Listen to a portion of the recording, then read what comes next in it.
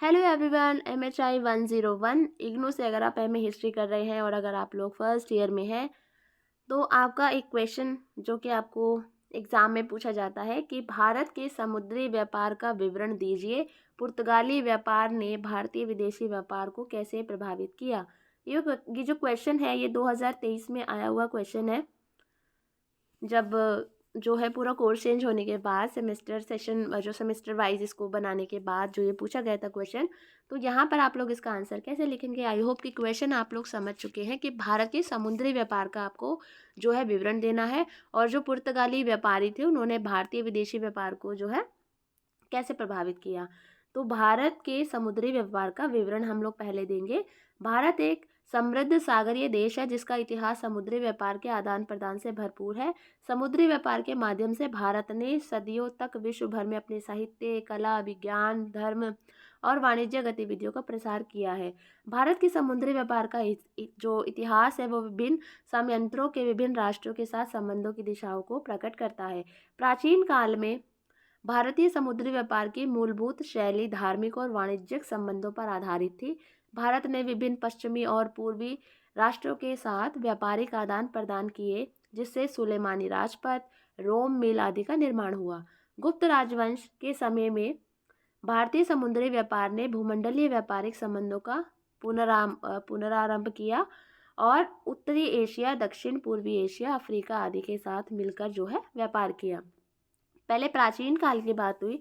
अब मध्यकाल में जो क्या था, तो मध्यकाल में भारतीय समुद्री व्यापार ने अपनी महत्वपूर्णता बढ़ाई। मुगल साम्राज्य के दौरान भारत ने अरेबियन सागर के व्यापार अपने व्यापारिक संबंध बढ़ाए, जिनसे धन, संस्कृति, भाषा और धर्म का आदान प्रदान हुआ।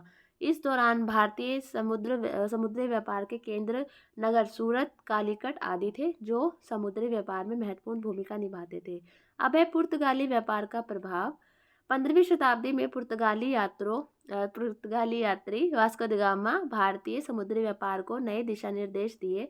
उन्होंने कील कलहोज को पार करते हुए अरब सागर में भारतीय समुद्री मार्गों की खोज की और वस्तुओं की खोज के लिए यात्रियों को प्रेरित किया। यह पुर्तगाली व्यापारिक संबंधों के नए संभावित मार्गों की खोज थी जो भारत और यूरोप के बीच संवाद को बढ़ा सकते थे। 1498 में वास्को द गामा ने कालीकट पहुंचकर भारत में नवीनतम समुद्री मार्ग की खोज की, जिससे यूरोप से भारत तक की सीधी संचार जो है बन सकती थी। इससे पुर्तगाली व्यापार और वस्त्र विपणन में वृद्धि हुई और उन्होंने भारतीय समुद्री व्यापार के परिप्रेक्ष्य में नए संभावनाओं को खोजना शुरू किया।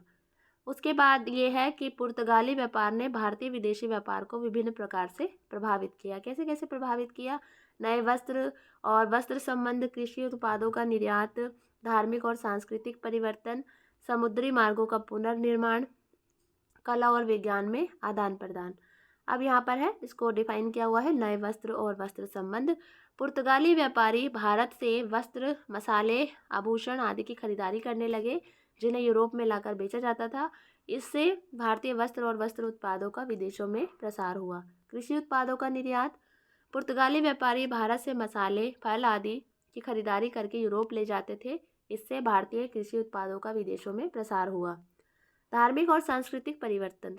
पुर्तगाली यात्री भारत में पहुंचकर कई स्थानों पर क्रिस्तिया का प्रचार किया और कई स्थलों पर उन्होंने गिरजाघर बनाए।